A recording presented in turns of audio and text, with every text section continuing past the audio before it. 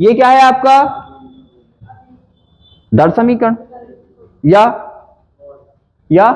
Hello my dear student, आज हम start कर रहे हैं केमिस्ट्री का चैप्टर रासायनिक बलगतिकी मीन्स केमिकल काइनेटिक्स।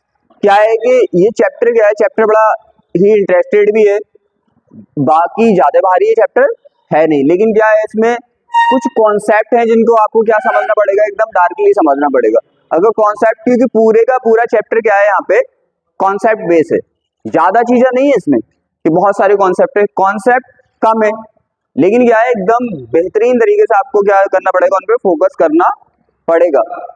क्योंकि जब एक ही कॉन्सेप्ट को हम बार बार तरीके से घुमाते हैं तो होता है कि कभी कभी उसमें दिक्कत आ जाती है, क्योंकि यहाँ पे क्या पढ़ रहा है हमें कि एक ही चीज को कई टाइप से देखना है, तो इसीलिए ध्यान रखना स्टार्ट से आप क्या करेंगे, चैप्टर के एक एक मीन्स को अच्छे से समझेंगे, तब जाके चैप्टर समझ आएगा।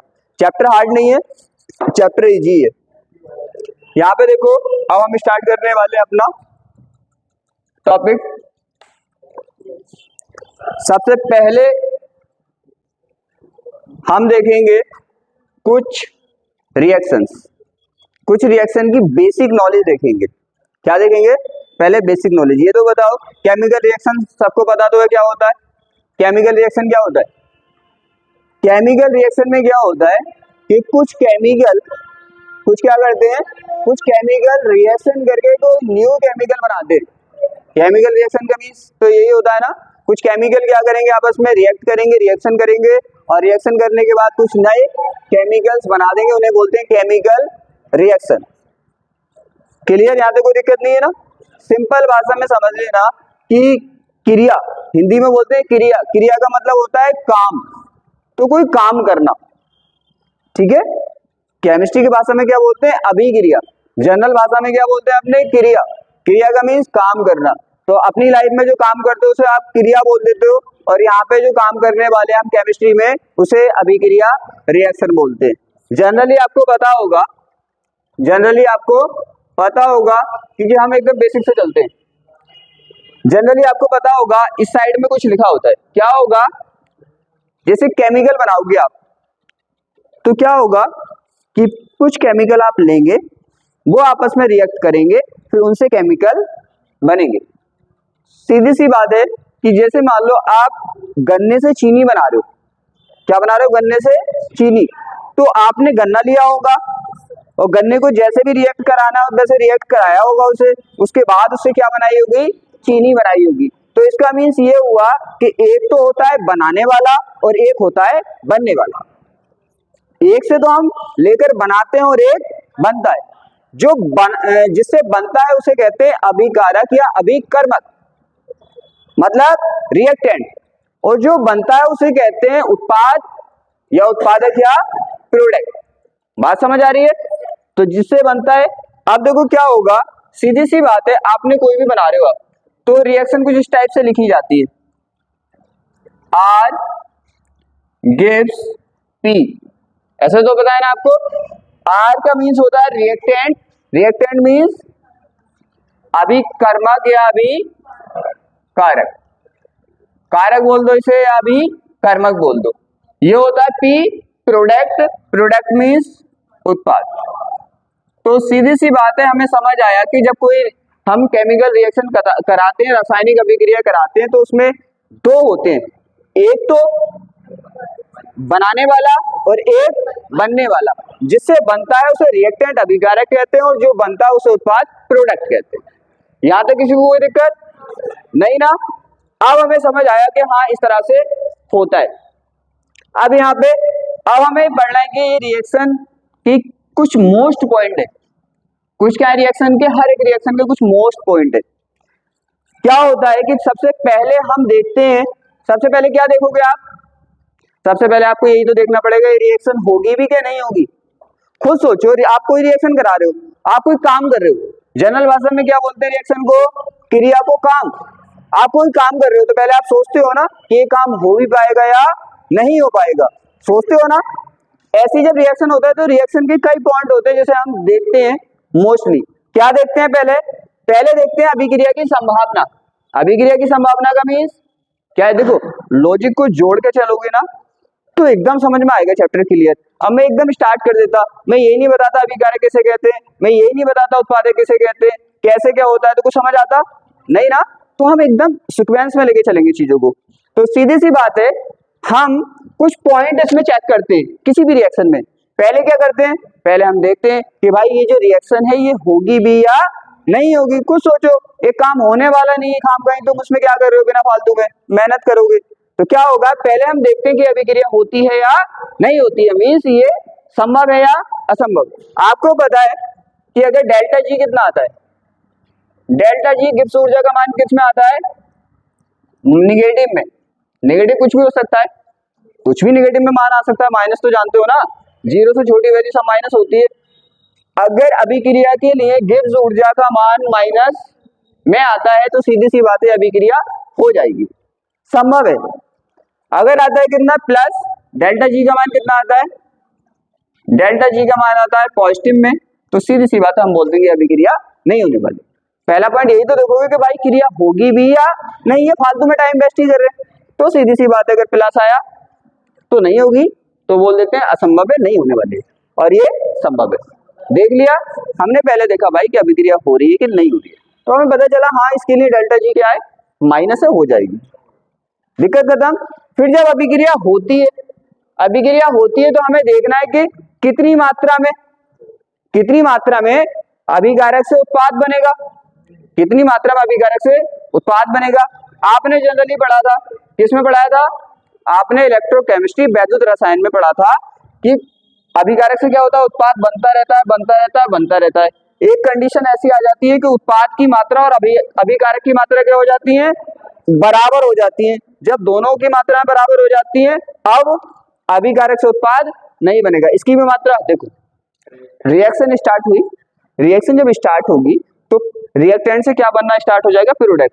सीधी सी बात है अभिकारक की मात्रा घटती जाएगी और उत्पादक की मात्रा बढ़ती जाएगी। एक टाइम ऐसा आ जाएगा दोनों की सांद्रताएं क्या हो जाएंगी, कंसंट्रेशन बराबर हो जाएगी। जब कंसंट्रेशन दोनों की बराबर हो जाती है तो अब अभिकारक उत्पाद में चेंज नहीं होगा। इसी को बोलते थे आप साम्य अवस्था। क्या बोलते थे, साम्य अवस्था। तो पहला तो हम देखते हैं कि भाई अभिक्रिया होगी कि नहीं होगी, हमें पता चल गया। ये थर्मोडायनामिक्स का टॉपिक है फर्स्ट ईयर का, बस एक बार रिवाइज करा रही हूँ। उसके बाद क्या था, हम देखते हैं अभिक्रिया की सीमा। अभिक्रिया की सीमा का मतलब अभिक्रिया कहां तक चलेगी, तो आपको पता है अभिक्रिया साम्य अवस्था तक चलती है, केमिकल इक्विलिब्रियम तक चलती है। और आपको पता है केमिकल इक्विलिब्रियम तक चलती है तो ये इसका था और इसका क्या था, केमिकल इक्विलिब्रियम तक चलेगी तो आपको पता है साम्य अवस्था पे डेल्टा गिब्स ऊर्जा का मान कितना हो जाता है, 0। ये हो गया। तीसरा पॉइंट आता है, हमें ये भी पता चल गया कि अभिक्रिया होगी या नहीं होगी। हमें ये भी पता चल गया होगी तो कहां तक जाएगी, साम्य अवस्था तक जाएगी। फिर एक पॉइंट और पढ़ते हैं हम इसमें कि अभिक्रिया होगी तो किस स्पीड से होगी। 3 पॉइंट में मोस्टली हम किसी भी रिएक्शन में देखते हैं। क्या पहला हम देखते हैं अभिक्रिया होगी कि नहीं होगी, जो मैंने रिवाइज करा दिया थर्मोडायनामिक्स का टॉपिक है। दूसरा होता है कि अभिक्रिया की सीमा किस हद तक जाएगी, तो आपको पता है रासायनिक साम्य तक जाएगी। तीसरा पॉइंट है कि हम देखते हैं कि अभिक्रिया का वेग क्या होगा, किस तेजी से, किस स्पीड से वो क्या करेगी, अभिकारक से उत्पाद बनाएगी। तो 3 पॉइंट होते हैं, समझ आया। सीधी सी बात है, ये तो हमने, ये किसके टॉपिक है, फर्स्ट ईयर के टॉपिक है। हाँ फर्स्ट ईयर में, बस जस्ट मैंने रिवाइज करा दिया। हम यहाँ पे पढ़ने वाले हैं अभिक्रिया का वेग। ये दोनों चैप्टर मैंने रिवाइज करा दिए। ये क्या है, मतलब पॉइंट 2 थे, 2 रिवाइज करा दिए। हमें पढ़ना है इस चैप्टर में अभिक्रिया का वेग।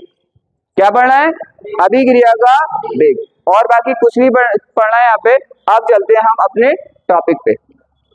ये बिंदु तो समझ आ गए ना, समझाना। देखो किसी चीज को कोरिलेट करके अगर जोड़ोगे तो मजा आएगा, इंटरेस्ट आएगा, और बीच में से स्टार्ट करोगे कुछ भी तो बिल्कुल इंटरेस्ट नहीं आता। अब हमें पता चल गया हाँ ऐसे ऐसे होने वाला, ये किसी को दिक्कत तो नहीं है ना। आप देखो, अब आते हैं हम चैप्टर पे। अब आता है रासायनिक बलगति की केमिकल काइनेटिक है क्या। तो पता चल गया ना, 3 कंडीशन थी। कितनी कंडीशन थी हमारे पास, मेन पॉइंट जो थे अभिक्रिया के।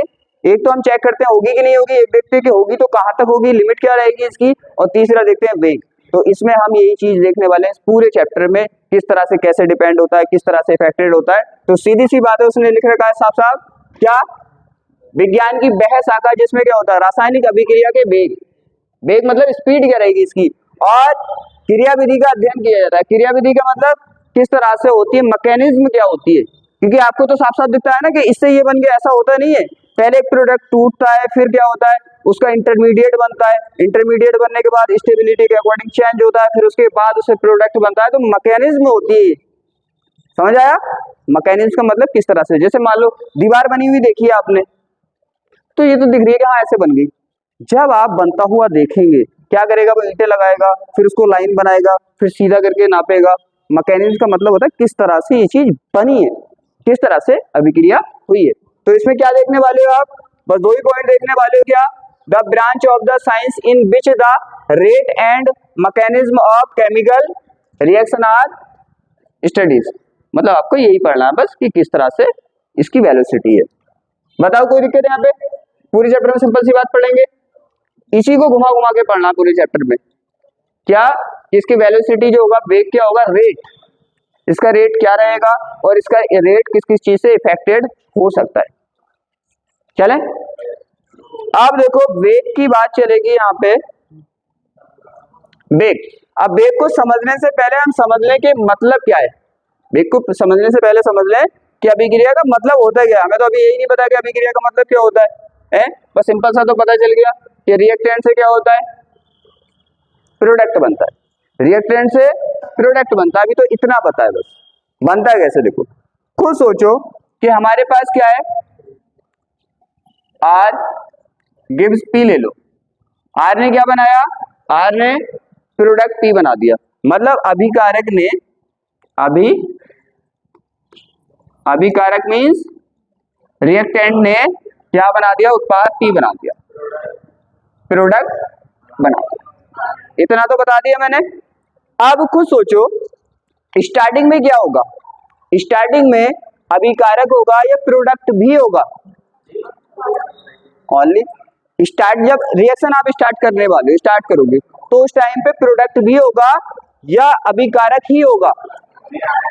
खुद सोचो भाई, सिंपल सा एग्जांपल है, गन्ने से चीनी बना रहे हो तो पहले गन्ना ही तो होगा ओनली, फिर गन्ने को पेलना स्टार्ट करोगे गोलू गोलू में, फिर उससे फिल्टर होगा, तो उसके बाद से रस निकलेगा, उससे चीनी बनेगी। तो स्टार्टिंग में क्या होता है, स्टार्टिंग में रिएक्टेंट होता है और प्रोडक्ट बाद में तो बनता है। भाई पहले तो बनाने वाला आएगा ना, बनने वाला तो बाद को आएगा। देखो तो यहाँ पे मान लो, यहाँ पे हमने बोला कि ये तो स्टार्टिंग में कितना होगा, 0 होगा, 0 होगा। मैं नंबर में भी बताऊंगा, नहीं एग्जाम्पल ये वाला इसलिए अच्छा रहता है, क्यों, क्योंकि अपने साइड में मील है तो एग्जाम्पल ठीक रहते हैं। यहाँ पे देखो t बराबर 0 है, बिल्कुल ध्यान से समझो, अगर एक भी कॉन्सेप्ट मिस हुआ ना इसका तो समझ में नहीं आएगा चैप्टर, क्योंकि कोरिलेट है सब टॉपिक इसके। यहाँ पे t बराबर 0 का मतलब मालूम है क्या होता है, t बराबर 0 का मतलब होता है हमारा सब कुछ रेडी है, बस रिएक्शन स्टार्ट ही होने वाली है। ऐसे नहीं होता जैसे रेस होती है तो बस 1 2 3 गिनने की देर है, बाकी खड़े होते हैं तो भागने के लिए। तो ऐसे t बराबर 0 सब प्रोडक्ट लगे हुए हैं, बिल्कुल क्या कर रहा है, जस्ट स्टार्ट करने वाले हैं। t बराबर 0 का मतलब अभी भी स्टार्ट नहीं हुई है, इसका मतलब सब सिस्टम लगा दिया, स्टार्ट नहीं हुई है। अब एक चीज आपने पढ़ी थी सांद्रता, कंसंट्रेशन। कंसंट्रेशन में आपने देखा था सॉल्यूशन चैप्टर में कि कंसंट्रेशन को जो शो करते हैं वो कई तरह के टर्म्स में करते हैं, जैसे नंबर ऑफ मोल्स में, नंबर ऑफ मोल्स में भी करते हैं, मोलरता में भी करते हैं, मोलारिटी में भी करते हैं, नॉर्मलता में भी करते हैं, कई तरह से शो करते हैं ना। कंसंट्रेशन का मतलब है हम ये बताना चाह रहे हैं कि वो कितना गाढ़ा है कितना पतला है, सीधी सी बात है, इतना तो सब जानते हो ना। कंसंट्रेशन का मतलब ये होता है। अब कंसंट्रेशन को हम कई तरह से बता सकते हैं, जैसे एक ही बात को अलग अलग लोग अलग अलग स्टाइल से बताते हैं, बात वही होती है। तो हम यही बताना चाह रहे हैं, तो कैसे बताना चाह रहे हैं आपने पढ़ा था वहां पे, अच्छे से अगर याद नहीं हो तो दोबारा रिवाइज कर लेना एक बार सॉल्यूशन चैप्टर में। क्या, सांद्रता। तो खुद सोचो भाई ये और सांद्रता को जनरल भाषा में मैं बोलता हूँ कि आप ये मान लिया करो इसकी मात्रा है। मात्रा मोलरता के टर्म्स में भी हो सकती है, मात्रा मोल के टर्म्स में भी हो सकती है, मात्रा ग्राम के टर्म्स में भी हो सकती है। आप खुद सोचो इसकी कोई ना कोई मात्रा तो रही होगी। तो यहाँ पे मोस्टली हम यूज करते हैं दो तरह की कंसंट्रेशन का, दो तरह की सांद्रता का। किस किसका, एक तो हम मोल का यूज करते हैं, किसका, कभी कभी हम मोल का यूज कर लेते हैं, वरना मोस्टली करते हैं मोलरता का यूज। किसका यूज करते हो आप, मोलरता का। बात समझ आ रही है। तो सीधी सी बात है इसकी कुछ सांद्रता होगी, स्टार्टिंग में होगी ना। तो मान लिया इसकी सांद्रता कितनी है, सी है, सी सांद्रता है, और इसकी कितनी होगी, प्रोडक्ट तो बना ही नहीं है अभी, 0 होगी। ठीक है, अब हमने माना कि यहाँ पे टाइम कितना हो गया, 0 से कितना हो गया, t1 हो गया। टाइम कितना हो गया, 0 से t1 हो गया। अब आपको पता है कि जैसे ही रिएक्शन स्टार्ट होगी ये घटना हो जाएगा और ये बढ़ना शुरू हो जाएगा, क्योंकि ये 0 है ना, जितना भी बनेगा बढ़ेगा ना इसकी मात्रा, और ये घटना शुरू हो जाएगा। दोनों बातें समझ आ रही है। अब देखो क्या होगा, एक घटेगा और एक बढ़ेगा। आगे देखो, हाँ ये हो गया। अब माना इसकी क्या हो गई, T1 पे सांद्रता कितनी हो गई, C1 हो गई। पहले C थी, T0 पे कितनी C थी, T1 पे कितनी हो गई, C1 हो गई, राइट। अब क्या हुआ, आगे लिया हमने टाइम कितना, टाइम अब हो गया हमारा T2, तो हमने माना इसकी जो कंसंट्रेशन है वो C2 हो गई। बात समझ आ रही है ना, क्योंकि ये लगातार चेंज होता रहेगा और इसकी कंसंट्रेशन भी लगातार चेंज होती रहेगी। बस ये क्या है, ये घटता रहेगा और ये बढ़ता रहेगा। एक टाइम ऐसा आ जाएगा दोनों की कंसंट्रेशन क्या हो जाती है, इक्वल हो जाती है, वो आपको पता है। ये हो गया। अब ये क्या होगा, ये माना ये बढ़ रही है, ये क्या हो रही है, बढ़ रही है, तो इसकी सांद्रता कंसंट्रेशन को हम जिससे चाहो आप दिखा सकते हो। अगर मोस्टली आप R से दिखाओ ना तो और अच्छा रहता है। आप चाहो तो R से दिखा सकते हो, R से ये क्लियर हो जाता है कि R से पता चलता है किसकी है, रिएक्टेंट की है, और P से पता चलता है प्रोडक्ट की है। C से चाहो C से दिखा दो, P से चाहो P से दिखा दो, आपकी मर्जी है। तो मैं आपके फायदे के लिए किससे दिखा दूं, एक बार मैंने C से दिखा दिया, C से दिखा दिया, और मैं R से दिखा दूं। जैसे इसकी स्टार्टिंग में कितनी थी, स्टार्टिंग में कितनी थी, R, समझने में दिक्कत नहीं आती। फिर कितनी हो गई T1 पे इसकी, R1, फिर कितनी हो गई, R2, इससे समझ में अच्छा आ जाएगा। इसकी कितनी थी, 0, फिर कितनी हो गई इसकी, P1, और इसकी हो गई P2। ये फिल्म क्लियर है एकदम, ऐसे बढ़ता जाएगा, ऐसे घटता जाएगा। और अब यहाँ पे आता है बेग का मतलब क्या है, ये बात समझ आ गई ना। अब आप बेग को समझ सकते हो। बेग का मतलब है वो पूछना चाहता है कि कितने टाइम में, देखो चेंज दोनों की हो रही है, ध्यान से समझो। सांद्रता कंसंट्रेशन अभिकारक की, रिएक्टेंट की भी चेंज हो रही है और उत्पाद की भी चेंज हो रही है। बस फर्क ये है, डिफरेंट ये है कि इसकी घट रही है, उसकी चेंज का मतलब क्या होता है, पहले से अगर अलग हो गया तो वो चेंज हो गया, चाहे वो घट गया, चाहे पहले से अलग होना चेंज होना होता है, सीधी बात है। तो ये भी पहले से अलग होता है लगातार, और ये भी।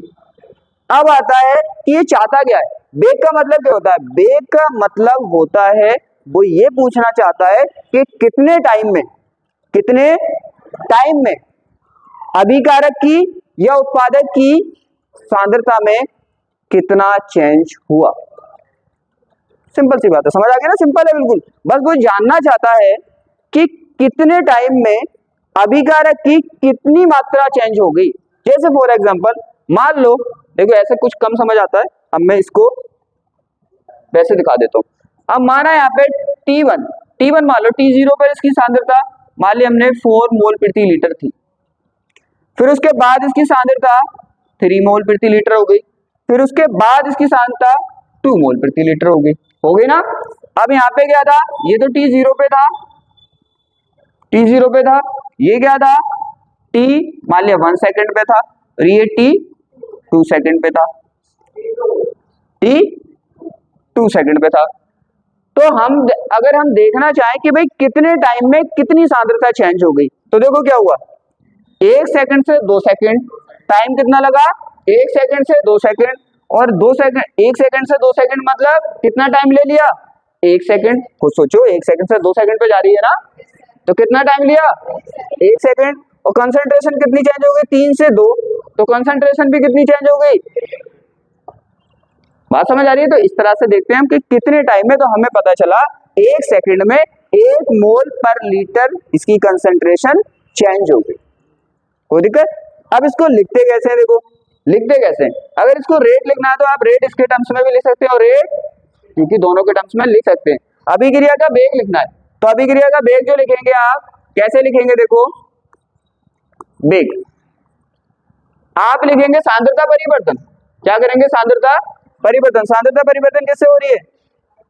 R1 से R2 हुआ, क्या हुआ? सांद्रता परिवर्तन इतना हो गया। इसका जो कंसंट्रेशन में चेंज कितना हुआ? R2 से R1 हुआ। टाइम में कितना चेंज हुआ? टाइम में चेंज कितना हुआ? T2 से, ये देखो ना, T1 से T2 हो गया, तो इसी को बोलते हैं। देखो, तो अब हम उसे बताना चाह रहे हैं भाई कि T1 माइनस T2 समय में कितनी इसकी कंसंट्रेशन चेंज हो गई? R2 माइनस R1 चेंज हो गई। पता चला वे कैसे निकालते हैं? हम बता रहे हैं कि T1 माइनस T2 समय में अभिकारक की R2 माइनस R1 सांद्रता चेंज हो गई। अब इसको लिखते हैं कैसे? देखो, यहाँ पे लगाते हैं हम क्या? माइनस का साइन। क्या लगाते हैं यहाँ पे? माइनस का साइन। बताओ, किसी को कोई दिक्कत? किसी को कोई दिक्कत नहीं है ना? तो सिंपल में हम ऐसे इसको निकालते हैं। समझ आ गया? अब हम बोल सकते हैं ना, क्या बोल सकते हो? अब हम बोल सकते हैं कि अभिक्रिया का वेग क्या है? अभिक्रिया का वेग क्या है? अभिक्रिया का वेग है किसी समय में जो कंसंट्रेशन चेंज हो रही है, क्या होगा? कितने समय में किसी अभिकारक के उत्पादक की कितनी कंसंट्रेशन सांद्रता चेंज हो रही है, उसी को क्या बोलते हैं? अभिक्रिया का वेग। अब आ जाओ इसकी थ्योरी पे। थ्योरी कैसे लिखनी है? अब हाँ, एक चीज और, अगर प्रोडक्ट के टर्म्स में जाओ तो इसको कैसे लिख देंगे हम? डेल्टा आर अपॉन क्या हो जाएगा? Delta T. Delta R upon T. Minus क्यों ले रहे हैं? माइनस साइन इसलिए लगाते हैं क्योंकि ये टाइम के साथ क्या होता है? घटता है। तो माइनस साइन ओनली ये बताता है कि टाइम के साथ ये क्या होता है? कम होता है। प्रोडक्ट का भी निकाल सकते हो आप प्रोडक्ट से भी निकाल सकते हो। प्रोडक्ट में क्या आ जाएगा? ओनली प्रोडक्ट में ओनली क्या आ जाएगा? आपको पता है, टी आ जाएगा और डेल्टा टी आ जाएगा। बताओ यहाँ तक किसी को दिक्कत? लेकिन इसमें प्लस से दिखाते हैं क्योंकि टाइम के साथ बढ़ता है। अब देखो, अब थ्योरी लिखनी है आपको कैसे? चैप्टर ज्यादा हार्ड नहीं है, बस थोड़ा सा दिमाग लगा लेना। यहाँ पे क्या है? किसी की रेट कैसे निकाल लेते आप? रेट ऑफ रिएक्शन मतलब अभिक्रिया की दर कैसे निकाली थी आपने?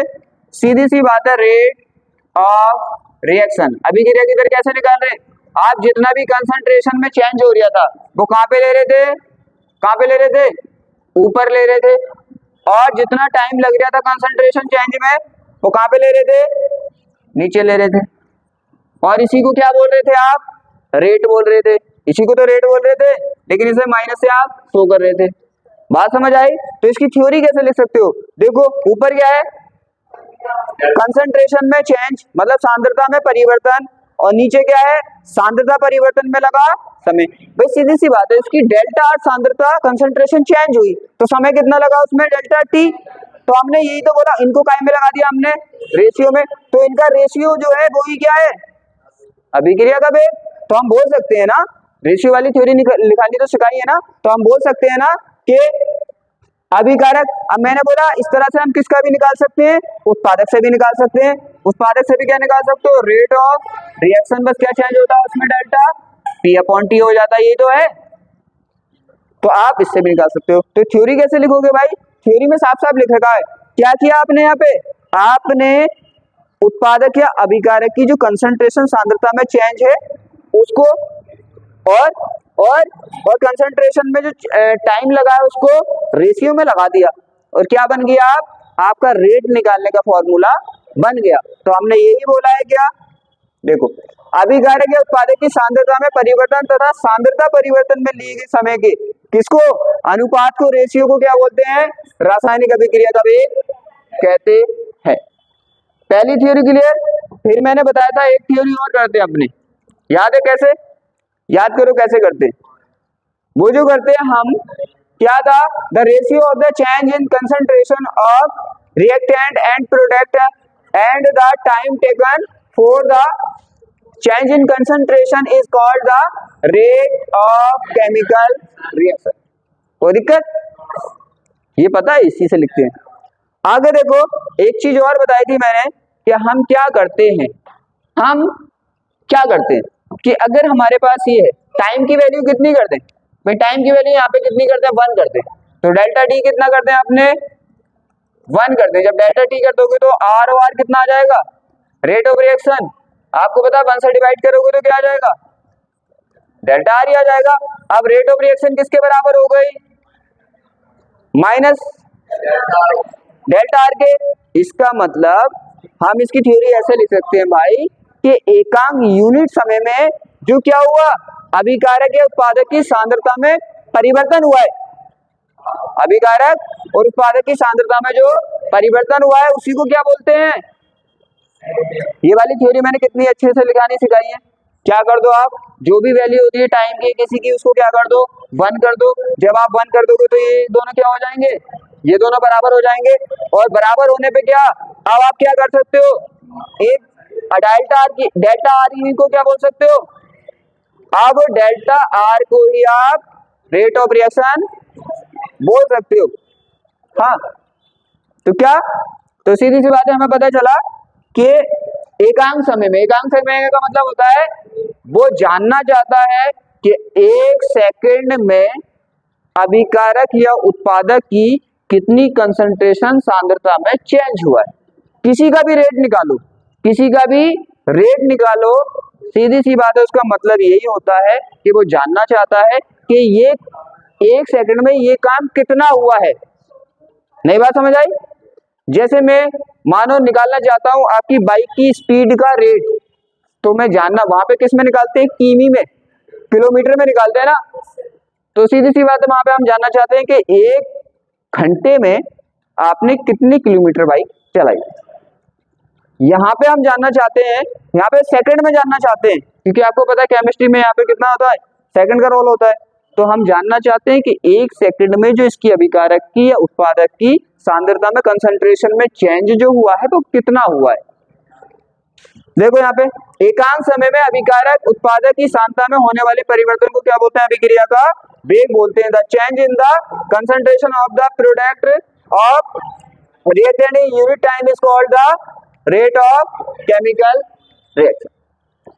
दोनों आपको पता है, आप रेशियो वाली लिखना चाहो थ्योरी, रेशियो वाली लिखना चाह सकते हो, और ये 1 करके जो लिखते हैं वो 1 करके भी लिख सकते हो। दोनों का मतलब यही था, पहले से अगर देखें तो उसका मतलब ये था कि वो जानना चाहता था कि कितने टाइम में कंसंट्रेशन में कितना चेंज हुआ है। दूसरी थ्योरी के अकॉर्डिंग अगर देखें तो वो जानना चाहता है कि 1 सेकंड में, यूनिट टाइम का मतलब होता है 1 सेकंड में अभिकारक या उत्पादक की कंसंट्रेशन सांद्रता में कितना चेंज हुआ है। दोनों क्लियर, ठीक है। जैसे चाहो आप, लिखने के तरीके मैंने बहुत अच्छे से बता रखे हैं आपको, एकांक वाला कैसे लिखते हैं, ये कैसे लिखते हैं। तो अभी तक बात की थी हमने किसकी, ओनली सिंपल वेग की बात चल रही थी। किसकी बात चल रही थी, ओनली सिंपल वेग की बात चल रही थी। वेग तो समझ आ गया, वेग का मतलब होता है कितने समय में कितना काम हुआ है, किसी का भी निकाल दो। वेग का मतलब क्या होता है, रेट का मतलब किसी की भी रेट। जैसे एक बच्चा 1 सेकंड में 10 बार हंसता है तो उसका रेट कितना हो गया, हंसने का 10 हो गया। 1 सेकंड में जो भी काम करते हो वो आपका रेट है। यहां तक देखो, अब सिंपल वेलोसिटी रेट पढ़ लिया आपने, वेलोसिटी नहीं बोलते यहाँ पे, रेट ही बोलते हैं। हाँ पढ़ लिया। अब इसे दो तरह से हम कन्वर्ट कर सकते हैं। एक जो हमारा रेट होता है रिएक्शन का, वो होता है 2 टाइम के बीच, इंटरवल टाइम में। इंटरवल टाइम का मतलब जैसे आपने 2 सेकंड से 4 सेकंड में देखा कि कितना चेंज हुआ। वेग का मतलब क्या है, वेग का मतलब आप यही तो देख रहे हो कि अभिकारक उत्पादक की सांद्रता में कितना चेंज हुआ है और कितने टाइम में, यही तो वेग है। तो क्या हुआ कि एक तो होता है कि हम इंटरवल टाइम में देखते हैं, मतलब 2 समय के बीच, जैसे मैं बोलूं कि आप बताइए 5 सेकंड से 8 सेकंड तक कितना अभिकारक की सांद्रता में चेंज हुआ, ये क्या होगा, औसत। फिजिक्स में भी पढ़ा था, याद है ना, औसत और ताक्षणिक मैंने बताए थे। तो 2 समय अंतरालों के बीच अगर वेग निकाल रहे हो तो बोलोगे औसत वेग, और एक ही समय पे निकाल लो, मैं पूछूं 5 सेकंड में वेग बताओ, तो ये हो गया एक फिक्स टाइम पे, तो इसे क्या बोलोगे, ताक्षणिक वेग और एवरेज वेलोसिटी। दोनों समझ आ गया। 2 समय के बीच अगर निकाल रहे हो तो एवरेज, और जस्ट एक ही टाइम पे निकाल रहे हो तो,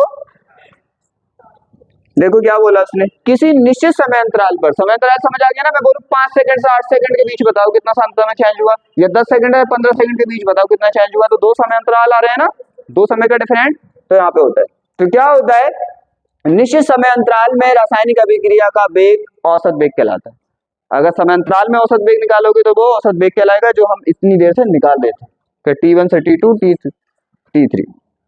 अब बता दो चाक्षणिक, किसी निश्चित क्षण पर, क्षण का मतलब किसी भी क्षण हो सकता है, ऐसा नहीं कि आज से लेके कल तक की बात चल रही है तो क्षण हो गया, वो तो कितना गैप हो गया टाइम के बीच, अंतराल हो गया। क्षण का मतलब एकदम कि 5 सेकंड में बताओ, 10 सेकंड में बताओ, 1 घंटे मतलब 60 सेकंड में बताओ, तो एक ही टाइम पे। तो क्या होगा, इसने क्या बोला है, ये हो गया, और यहाँ पे क्या बोला है, निश्चित क्षण पर अभिक्रिया का वेग ताक्षणिक वेग कहलाता है। दोनों समझ आ गया ना, या टाइम के बीच निकालेंगे, यहाँ पे किसी भी टाइम निकाल देंगे। अब यहाँ पे क्या है, the velocity of the chemical reaction in a given time, इन क्या है, इनिशियल इंटरवल, हाँ interval is called the average velocity. Interval time, interval का मतलब होता है, मैं बोला भी था, इंटरवल टाइम जो होता है मतलब बीच में, हाँ खाना पीना मतलब। अब इसको कैसे दिखाते हैं, देखो इसको कैसे दिखाते हैं, इसको दिखाते हैं आप रेट ऑफ रिएक्शन करके, ऐसे करके। अभी बताया था आपको, कैसे दिखाओगे, डेल्टा से। किससे, डेल्टा मान लो कि आप रिएक्टेंट के टर्म्स में दिखा रहे हो। किसके टर्म्स में दिखा रहे हो, रिएक्टेंट के, तो ऐसे लिख दोगे इसको, अभी किया था आपने। या प्रोडक्ट के टर्म्स में दिखा रहे हो तो क्या कर दोगे, delta P upon delta T. ठीक है, ये किसी क्षण दिखाते हैं, ये क्या दिखाते हैं, और ये क्या है हमारी क्षण, मतलब इंस्टेंटेनियस, जो क्या होता है, वेलोसिटी। इसे कैसे दिखाते हैं, dx अपॉन dt में। ये मैंने फिजिक्स में बताया था कि एवरेज वेलोसिटी जो होती है, वेलोसिटी वो dx अपॉन dt में कैसे चेंज होती है, टाइम बहुत कम होता है, जीरो के अप्रॉक्स जीरो होता है, इसलिए ये चेंज हो जाती है। तो ध्यान रखना, यूज होने का काम पड़ सकता है न्यूमेरिकल में, तो dx अपॉन dt भी दिखाते हैं इसको, और delta r upon delta T भी दिखाते हैं। दोनों चीज समझ आ गई। 12th वालों को क्या करना है, 12th वालों को ये वेग की तीनों डेफिनेशन क्या होनी चाहिए, याद होनी चाहिए तीनों डेफिनेशन। आगे उनका काम क्या है, आगे उनका काम आने वाला है, आप देखो। तो अभी क्या किया है आपने, अब निकालना है वेग स्थिरांक।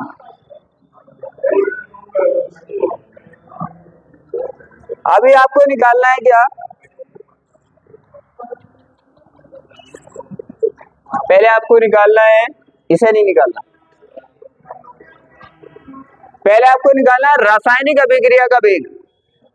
क्या निकालना है, अभी तो आप सिंपल निकाल लेते, बस सिंपल क्या मतलब, सिंपल आपने प्रोडक्ट और रिएक्टेंट के अकॉर्डिंग निकाला था, कोई रिएक्शन के अकॉर्डिंग थोड़ी निकाला था। अभी आप निकालेंगे आप रिएक्शन के अकॉर्डिंग किसी का वेग कैसे निकालते हैं, रेट कैसे निकालते हैं। जैसे फॉर एग्जांपल मान लो हमारे पास एक रिएक्शन है, ध्यान रखना ये न्यूमेरिकल में काम आते हैं बहुत। तो क्या है, हमारे पास एक रिएक्शन है, जैसे मान लो A and A, V and V, V and V, इससे हम बना रहे हैं कुछ C and C plus D and D। इस तरह से हमारे पास कोई रिएक्शन है, ठीक है। अब हम यहाँ पे पहले तो देखेंगे किसी के, अब एक बात बताओ, ये बनेगा तो क्या होगा, जब स्टार्ट होगी रिएक्शन स्टार्ट होगी तो ए बी क्या होगा, ए बी बनाना है, यहाँ पे सी में डबल बना दिया, ठीक है। अब क्या होगा, ए बी कंटिन्यू, या हाँ एक स्मॉल है कैपिटल है, क्या होगा यहाँ पे देखो, टाइम के साथ ए बी की कंसंट्रेशन क्या होगी, मात्रा घटेगी, और सी डी की क्या होगी, लगातार बढ़ेगी। ये तो सबको समझ आता है। तो अगर हम देखें यहाँ पे ए के हिंदी में बोलते हैं बिल्कुल शुद्ध हिंदी में से, ए के लुप्त होने की दर, वैसे क्या बोलते हैं इसको, घटने की दर ना। आप वेग में क्या था, वेग में दर ही तो निकाल लेते कि किस तरह से प्रोडक्ट घट रहा और उत्पादक बढ़ रहा है। तो यहाँ पे हम क्या करेंगे, देखो यहाँ पे दो चीजें सीखेंगे, वहां तो सिंपल सीखा था बस प्रोडक्ट और रिएक्टेंट के टर्म्स में, यहाँ पे सीखने वाले हैं रिएक्शन के टर्म्स में कैसे निकालेंगे। अब क्या होगा, यहाँ पे हम देखेंगे कि जैसे हमारे पास ए है, क्या है हमारे पास ए, तो ये क्या होगा टाइम के साथ क्या होता रहेगा, लुप्त होता रहेगा, कम होता रहेगा, है डिसअपियर होता रहेगा, मतलब डिसअपियर होता रहेगा, गायब होता रहेगा। और बी भी टाइम के साथ डिसअपियर होता रहेगा, सी अपेयर होता रहेगा और डी भी अपेयर होता रहेगा, बनता रहेगा। ये बात समझ आती है।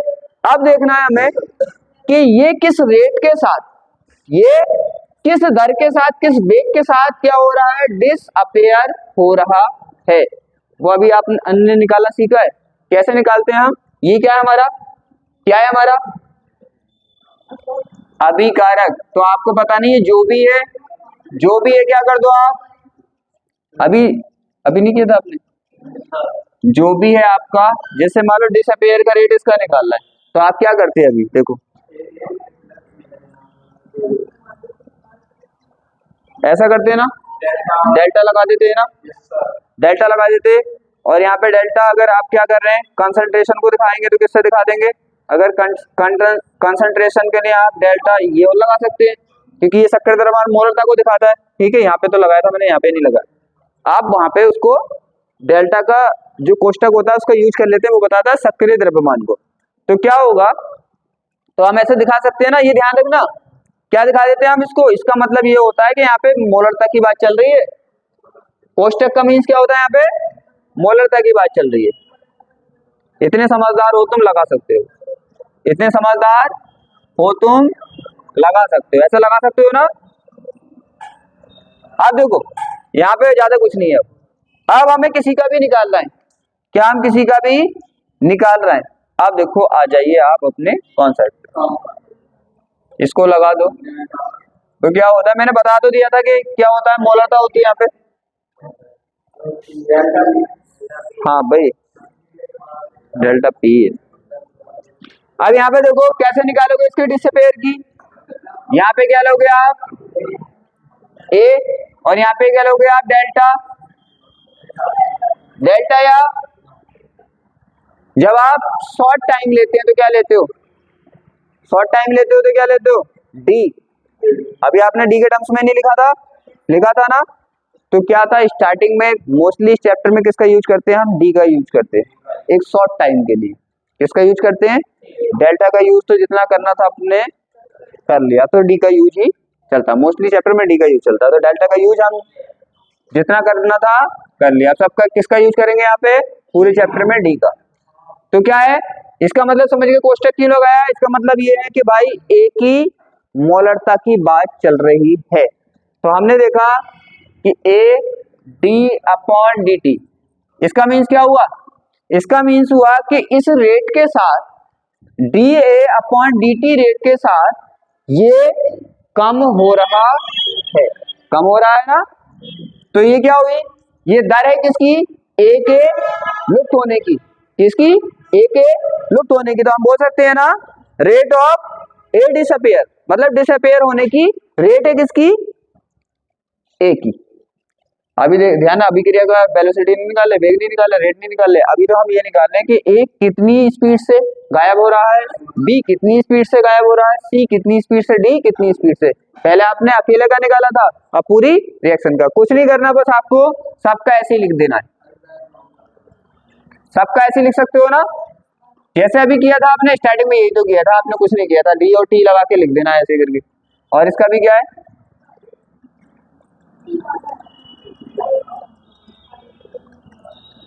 डी कहां से है, डी कहां से है, मैंने कितनी बार बताया था कि हम वेग को दो तरह से लिखते हैं, डेल्टा और टी के डी के टर्म्स में। तो हमें क्या लिखना है, डी के टर्म्स में लिखा है, डेल्टा के टर्म्स में मैंने बोला वहीं पे यूज करते हैं, बाकी पूरे चैप्टर में हम डी के टर्म्स में यूज करते हैं। तो इसे, इन दोनों को किससे दिखा रहे हैं हम, और इन सबको किससे दिखा रहे हैं, क्योंकि ये टाइम के साथ घट रहे हैं, ये टाइम के साथ बढ़ रहे हैं। यहाँ तक किसी को दिक्कत नहीं है ना। तो ये क्या है, एक कहां पे, यहाँ पे अभी मैंने बताया नहीं, अभी मैं बता रही हूँ क्या निकालेंगे, किसको कैसे निकालेंगे। अभी तो स्टार्टिंग कर रहे हैं अपने इसकी, अभी आगे बढ़ने वाला है। यहाँ पे अभी देखा है हमने, रेट किसका देख रहे हैं, ए के डिसअपियर होने का रेट, ये आएगा बी के डिसअपियर होने का रेट, ये आएगा सी के अपेयर होने का रेट डी आएगा और डी के अपेयर होने का रेट डी आएगा। ये तो पता चला किसी के बनने का रेट और लुप्त होने का रेट कैसा आएगा। अब निकालना हमें अभिक्रिया का वेग। ध्यान से समझो, किसका? अभिक्रिया का। अभिक्रिया का वेग 12th वाले बच्चों को तो बस इतना ध्यान रखना है कि यहाँ जो आगे लिखे होते हैं मोल्स के, आप पढ़ते हो ना, मोल्स पढ़ते हो और मोल्स के आगे कुछ लिखा होता है, नंबर सा नंबर लिखा होता है ना। बस क्या करना है आपको, तो ये ध्यान रखना है कि नंबर जो लिखे हैं इन्हीं का यूज करना है। जो नंबर लिखे हैं इन्हीं का। रियल में क्या होता है?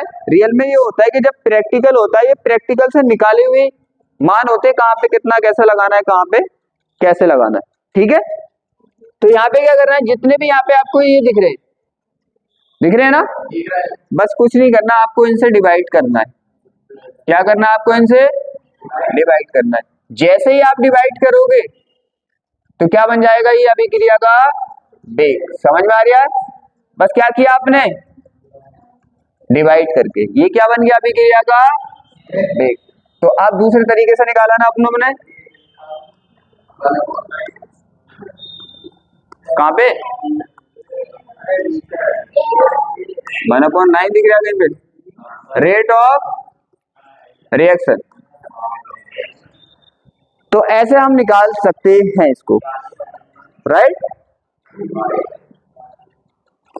और यहाँ पे इसको कहाँ पे कुछ नहीं करना। जैसे डी के टर्म्स में हमने लिखा था, पहले इन सबको क्या करना है? dt के टर्म्स में लिखना है। dt के टर्म्स में लिखने के बाद बस यहाँ पे जो आते हैं ये आप जनरल में तो आप इन्हें मोल के नाम से जानते हो। जनरल में किसके नाम से जानते हो आप? कि मोलों की संख्या होती है, लेकिन ये रस परसरणी गुणांक होते हैं। रस परसरणी गुणांक होते हैं। आप सिंपल में क्या जानते हो उसे? मोल्स के टर्म्स में जानते हो। तो जो 12th वाले बच्चे हैं वो मोल्स के टर्म्स में भी काम चला सकते हैं।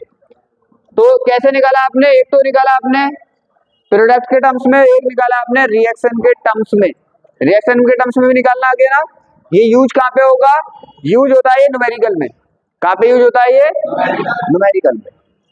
अब यहाँ पे आगे चले, अब काम की बात आने वाली है। हाँ, ये काम, हाँ आपको ये नोट करना है, जब ये न्यूमेरिकल में यूज होंगे। कहाँ पे यूज होंगे? जब न्यूमेरिकल हम करेंगे तो काम वहां पे पड़ेगा इनका, काम यहाँ पे न रहेगा इनका, काम बहुत है इनका। अब आगे देखो, अब देखना है हमारे रासायनिक अभिक्रिया। अभिक्रिया समझी? अभिक्रिया का वेग समझा ना? कितने टाइप से आपने वेग निकाला? एक तो प्रोडक्ट के सिंपल टर्म्स में वेग निकाला और उसी को दो तरह से निकाला, एवरेज और तात्क्षणिक बोलते हो आप, मतलब जस्ट टाइम पे किसी भी पे निकाला। फिर उसके बाद किसी अभिक्रिया का आपने वेग निकाला, तो दो तरह से वेग निकाल चुके हो ना आप। अब आता है कि अभिक्रिया के वेग को प्रभावित करने वाले कारक कौन कौन से होते हैं, कौन कौन से फैक्टर होते हैं जो उसके रेट को घटा भी सकते हैं। और 12th वाले बच्चे ध्यान रखना, क्या करना उनको पहले अभिक्रिया का वेग की दोनों डेफिनेशन याद होनी चाहिए अच्छे से, फिर अभिक्रिया को वेग को प्रभावित करने वाले जो ये फैक्टर हैं, इफेक्ट करने वाले फैक्टर हैं, याद होने चाहिए। क्या समझ आया? वेग की थ्योरियां और उसको इफेक्ट करने वाले फैक्टर। अब देखो, इफेक्ट करने वाले का मतलब होता है जो हमारी रेट है, क्या है? जो हमारा रेट ऑफ रिएक्शन है, अभिक्रिया का वेग है, वो किसके बढ़ने से बढ़ेगा या घटने से घटेगा, क्या होता है, आप वो देखने वाले। मैंने बोला ना चैप्टर ज्यादा हार्ड नहीं है, चैप्टर ज्यादा हार्ड नहीं है, सिंपल सा चैप्टर है। बस जिसने वेग के टर्म्स डिफाइन करने आगे वो चैप्टर आ गया उससे। अब देखो, पहले आता है अभिक्रिया की सांद्रता। बढ़ने पर अभिक्रिया का वेग क्या होता है? बढ़ता है। खुद सोचो, वैसे ऐसे प्रूफ भी करेंगे हम, अभी प्रूफ भी करने वाले हैं अभी। वैसे कुछ सोचो आप कि जितना अभिक्रिया ज्यादा होगा इतना ज्यादा उत्पाद बनेगा ना। ये तो जनरल लाइफ में आप देख भी सकते हो कि प्रोडक्ट क्या होगा, इतना ही ज्यादा बनेगा जितना उसे बनाने। खुद सोचो, बनाने वाला ज्यादा होगा तो बनने वाला भी ज्यादा ही होगा ना, सिंपल सी बात है। बाकी हम देखेंगे अभी। तो क्या होगा? सांद्रता बढ़ने पे क्या होगा? बढ़ेगा। तो बोला है the rate of a chemical reaction increase, क्या? Why increasing the concentration of reactant. बढ़ेगा तो बढ़ेगा। दूसरा आता है टेम्परेचर। अब टेम्परेचर मीन्स हीट, या आप इसको तापमान टेम्परेचर भी बोल सकते हो, या हीट बोल दो, ताप बोल दो, या टेम्परेचर बोल दो, तापमान बोल दो। तो सीधी सी बात है, इसके बढ़ने से भी क्या होता है, ये बढ़ता है, दोनों के बढ़ने से बढ़ता है। इस कंसंट्रेशन इंक्रीज तो रेट ऑफ रिएक्शन भी इंक्रीज, टेम्परेचर इंक्रीज तो रेट ऑफ रिएक्शन भी, इन दोनों के बढ़ने से तो बढ़ ही रहे हैं ना। याद करना है जो भी 12th में अच्छे से आते हैं क्वेश्चन। चलो देखो आगे आता है दाब, प्रेशर। अब आपको पता है यहाँ पे प्रेशर आया था फॉर्मूले में, तो यहाँ पे तो इसकी जरूरत होती नहीं है, यहाँ पे आपको इसकी जरूरत पड़ेगी भी नहीं। इसमें जरूरत पड़ती है हमारी, आपको पता है दो तरह के आपने देखे होंगे, दो तरह से आपने पढ़ा होगा ना।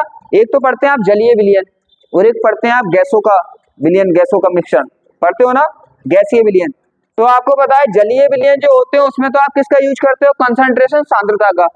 लेकिन जब गैसों की बात चलती है तो एक ही बात आती है दिमाग में, आंशिक दाब। पढ़ा है ना, जब भी गैसों की बात आती है, मिक्सर की बात आती है, उसमें क्या आता है, आंशिक दाब। तो दाब कहाँ पे काम करता है, गैसीय मिक्सर में, गैसेस जो हमारा मिक्सर होता है उसमें काम करता है।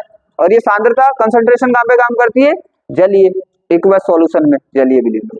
तो ताप बढ़ाने पर किसकी, देखो गैसीय अभिक्रियाओं में दाब बढ़ने पर अभिक्रिया की दर बढ़ती है, क्योंकि दाब बढ़ाओगे मॉलिक्यूल्स उनके पास पास आएंगे, जब मॉलिक्यूल्स पास पास आएंगे दर बढ़ेगी।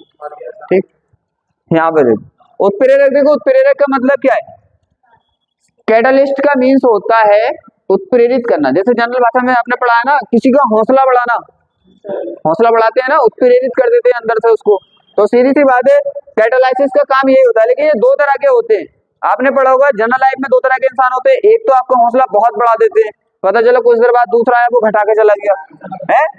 तो यहाँ पे उत्प्रेरक भी दो टाइप के होते हैं, सीधी सी बात है, उत्प्रेरक दो टाइप के होते हैं। क्या, धनात्मक उत्प्रेरक, धनात्मक के तो मीन से ही पता चल गया होगा आपको, पॉजिटिव साइन देके जाने वाला अपनों को।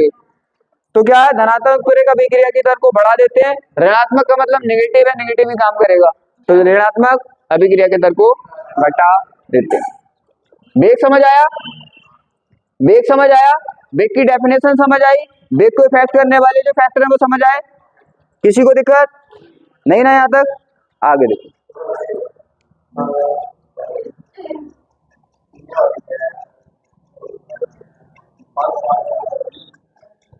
इसमें कुछ जब ये आए, क्योंकि ये जो टेम्परेचर है, ताप है, ऐसा नहीं है कि खत्म हो गए, ये आगे भी इनका यूज होगा।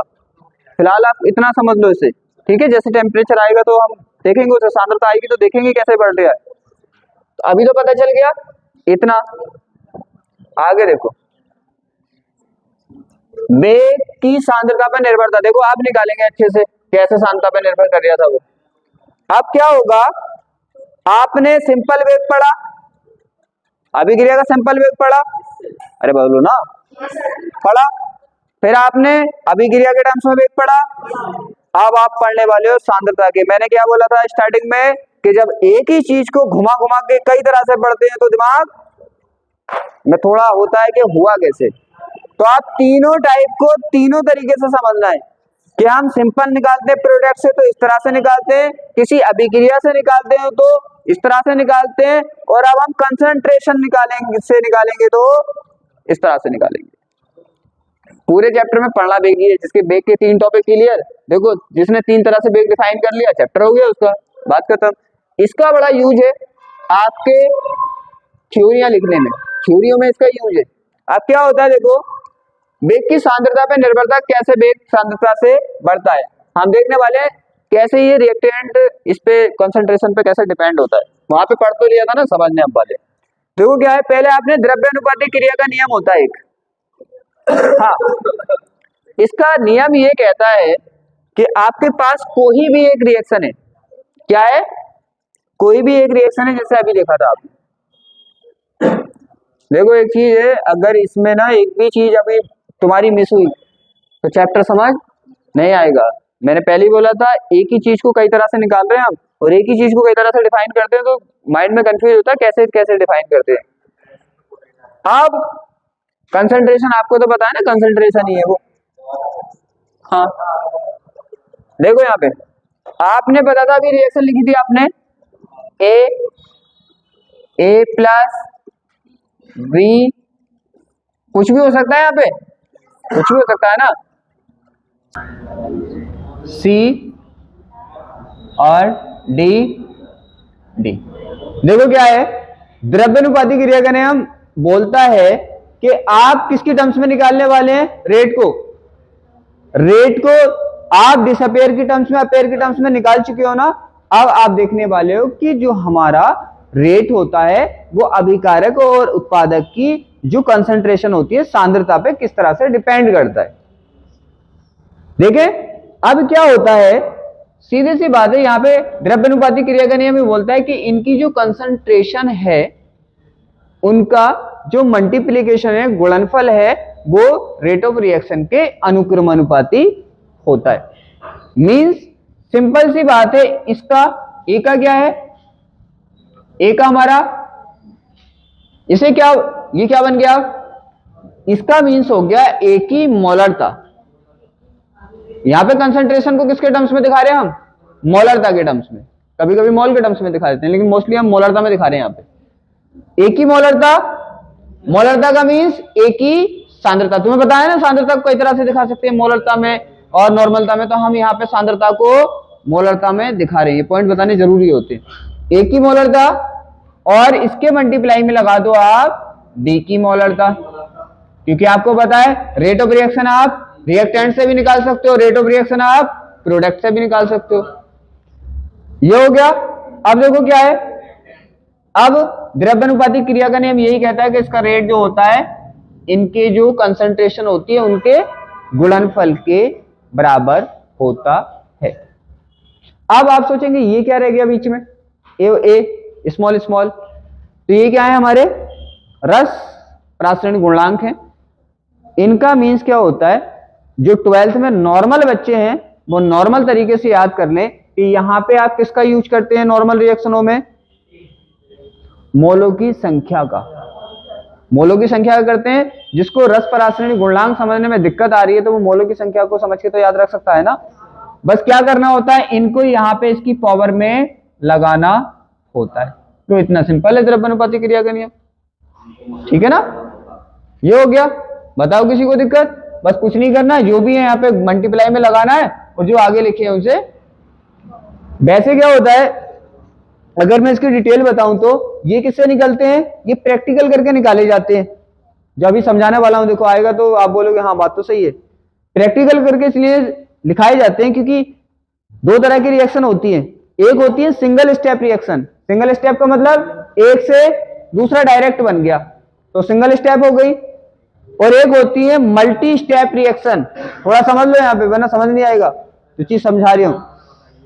सिंगल स्टेप रिएक्शन का मींस होता है जो रिएक्शन जैसे सामने आपको दिख रही है, इससे ये डायरेक्ट ये बन गया, सिंगल स्टेप में हो गई, सिंगल स्टेप रिएक्शन हो गई। कुछ रिएक्शन होती है मल्टी स्टेप, ए से पहले बी बना, बी से डी ई बना, ई डी से एफ जी बना, तो ये होती है मल्टी स्टेप, मतलब बहुत सारे स्टेपों की रिएक्शन।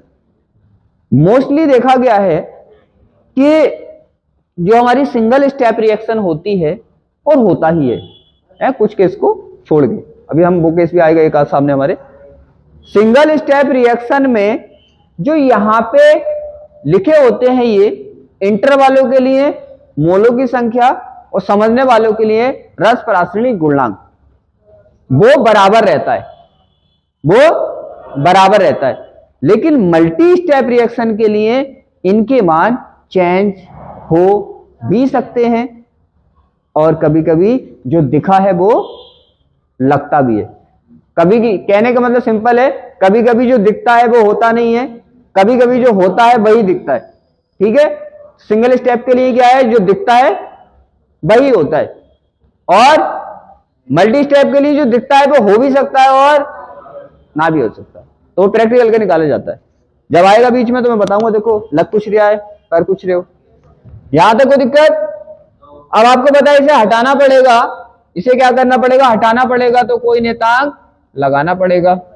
बेग पे लगाया है तो क्या बोलोगे, स्थिरांक होता है ना, ये क्या होता है, स्थिरांक, वेग पे लगा स्थिरांक है तो वेग का स्थिरांक तुम्हारा होगा, तो तुम ये नहीं बोलोगे मेरा स्थिरांक, जिसका स्थिरांक होगा उसको बोल दोगे। तो यहाँ पे हो गया ये वेग स्थिरांक।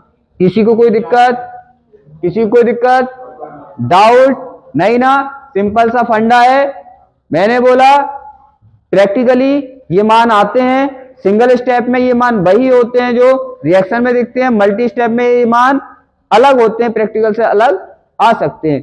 और जो 12th वाले सिंपल बच्चे हैं उन्हें सिंपल तरीके से याद रखना है, जो आगे आते हैं वही यूज हो जाते हैं, क्योंकि आपको ज्यादा कॉम्प्लिकेटेड क्वेश्चन आते भी नहीं है।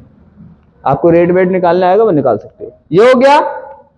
अब देखो इसका यूज करके आप निकालने वाले हो। अब देखो कुछ सोचो भाई, रेट ऑफ रिएक्शन है, पहले तो समझ लिया था ना अभिक्रिया की सांद्रता बढ़ने पे बढ़ता है। अब देखो रेट ऑफ रिएक्शन किसके अनुक्रमानुपाती है? इनकी सांद्रताओं के, सांद्रता के समानुपाती है ना।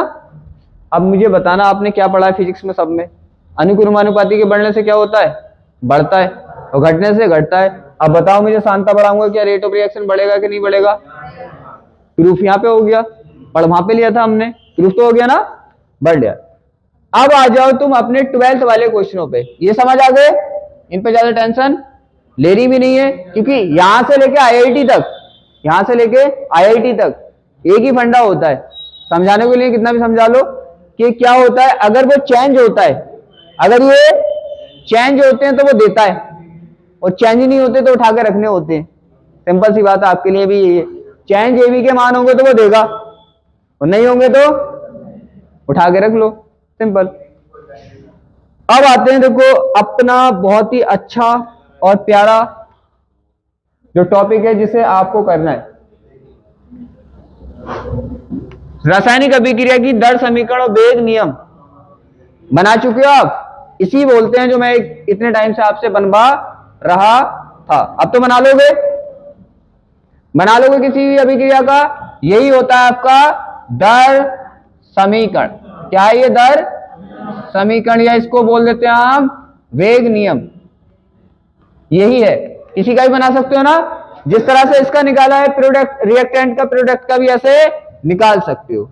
आपको जरूरत पड़ेगी नहीं, आपको पड़ेगी 12th वालों को तो पड़ेगी ओनली किसकी? प्रोडक्ट वाले की, क्योंकि प्रोडक्ट का यूज करके आपको यहाँ पे क्वेश्चन निकालने हैं, अभी थ्योरियां निकालनी है 2-4, राइट। तो ये हो गया अपना क्या, ये जो है वो ये है, समझ आया? वो जो था वो ये था क्या? रविक्रिया की दर समीकरण व वेग नियम, rate equation and rate law of a chemical reaction. लिख सकते हो ना, किसी का भी कुछ नहीं करना, उठा उठा के लगाना उसे देख देख के। अब आ जाओ तुम अपने थ्योरी वाले पोर्शन पे, जो यहां से थ्योरियां इंपोर्टेंट है चैप्टर की। अब आता अभिक्रिया की कोटि। कोटि, कोटि का मतलब पहनने वाली कोटि नहीं, कोटि मतलब ऑर्डर। ऑर्डर पूछा है यहाँ पे, ऑर्डर ऑफ रिएक्शन किस ऑर्डर की है?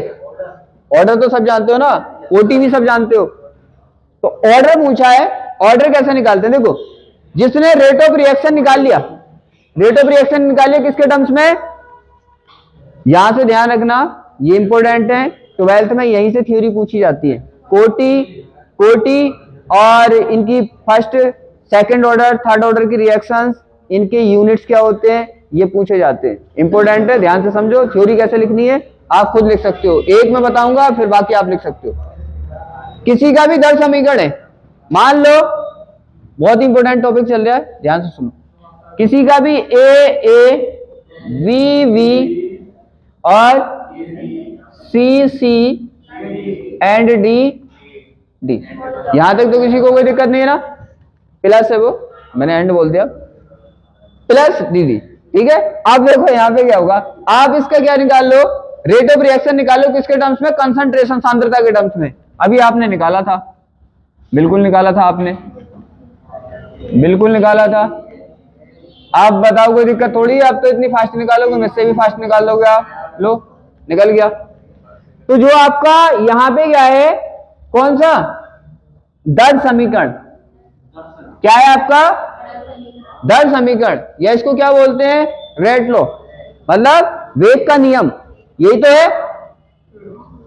तो भाई इसमें जो अभिकारक है, इनकी जो यहाँ पे क्या दिख रही है आपको?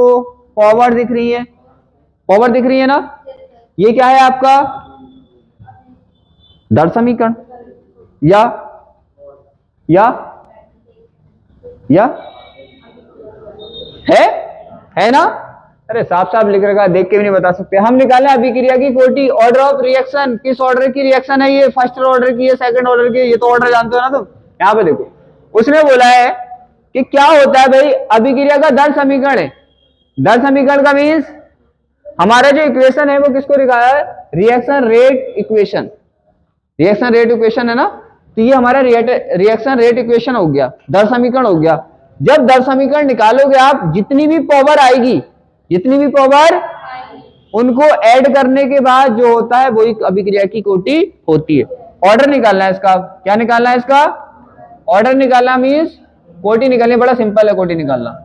आप दर समीकरण बनाओ और जो आपके पास ही आ रही है, यहां पे क्या करो, इसको ऐड कर दो, इसको क्या कर दो, ऐड कर दो, और आपके पास क्या आ जाएगी, कोटि आ जाएगी। ये मैंने बोला ना, ये चेंज भी हो सकता है, चेंज भी हो सकता है, और लेकिन 90% तो हमारे जो क्वेश्चन रहते हैं वो चेंज नहीं से नहीं रहते। ये हो गया।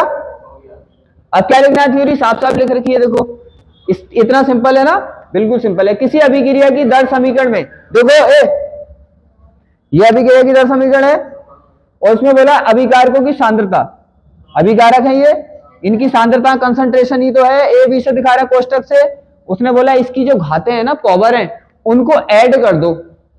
भाई ये क्या है, हमारा दर समीकरण है, इसमें ये क्या है, ए कोष्टक बी कोष्टक अभिकारकों की सांद्रता है, और ये क्या है, ए बी इन सांद्रताओं की पावर है। तो उसने बोला है भाई कि अभिक्रिया के दर समीकरण में जो अभिकारकों की पावर होती है ना, जो घातें होती है, उनको जो जोड़कर आता है वही अभिक्रिया की कोटि होती है।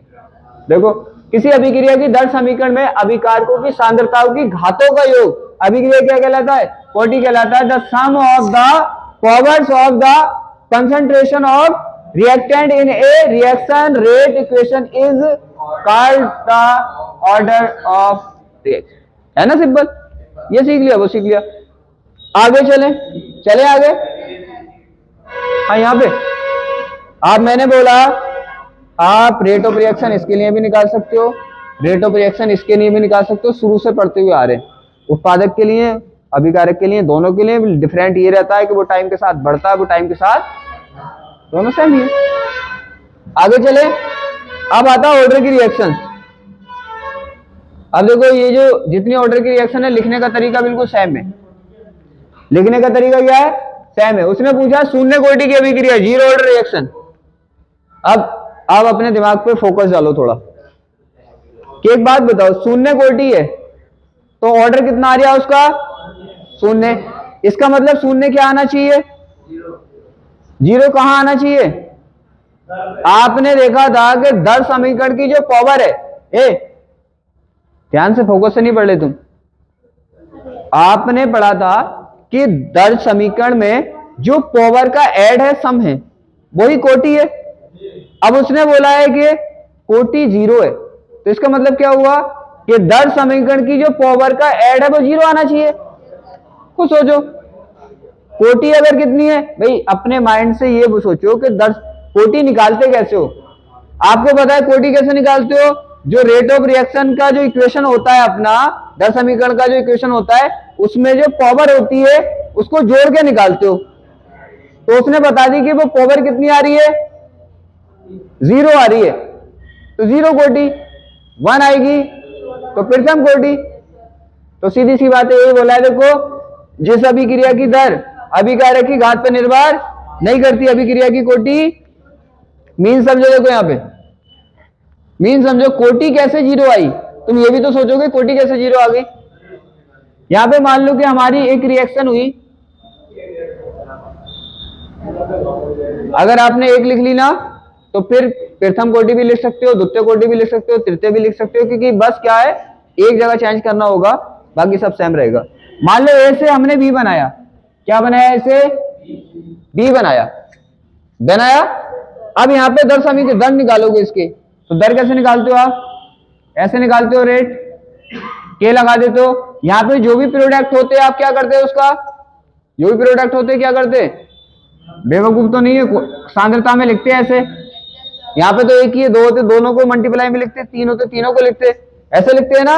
और फिर क्या लिखते, जो भी पावर होती यहाँ पे लिखते। तो यहाँ पे आपको पावर दिख रही है एक, लेकिन पावर एक नहीं आएगी। आपको पता है इसकी कोटि कितनी आनी है, 0। जब 0 आनी है तो यहाँ पे पावर कितनी आनी चाहिए टोटल। अगर ये दो भी होते, मान लो ये दो भी होते, मैं इसको चेंज कर दूं, मैं यहाँ पे क्या लिख दूं, सी और लिख दूं, तो यहाँ पे ये कितने होते, दो भी होते, तो ओवरऑल पावर कितनी आनी चाहिए, 0 आनी चाहिए। चाहे इसकी -1 है और इसकी +1 है, ओवरऑल 0 आना चाहिए। ओवरऑल कितना आना चाहिए, 0 आना चाहिए। तो एक बात बताओ भाई, कोटि 0 है, कोटि क्या है, 0 है। जब कोटि 0 है, क्या है, कोटि 0 है। तो जब कोटि 0, ईमानदारी से देखो, जब कोटि 0 है, हाँ बिल्कुल ईमानदारी के साथ, बेईमानी कर रहे हो तुम, हाँ बातें कर करके बेईमानी करते हो।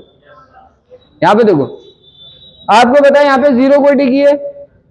जब कोटि 0 है तो क्या दर इस पे डिपेंड कर रही है, नहीं। अरे 0 का मतलब नहीं, 0 का मतलब, अब मैं फिजिक्स की भाषा में बताऊं, अगर किसी की पावर 0 हो जाती है तो उसकी वैल्यू कितनी हो जाती है, 1। क्या हो जाती है, 1। तो दर इज इक्वल टू क्या हो गया, k इंटू 1।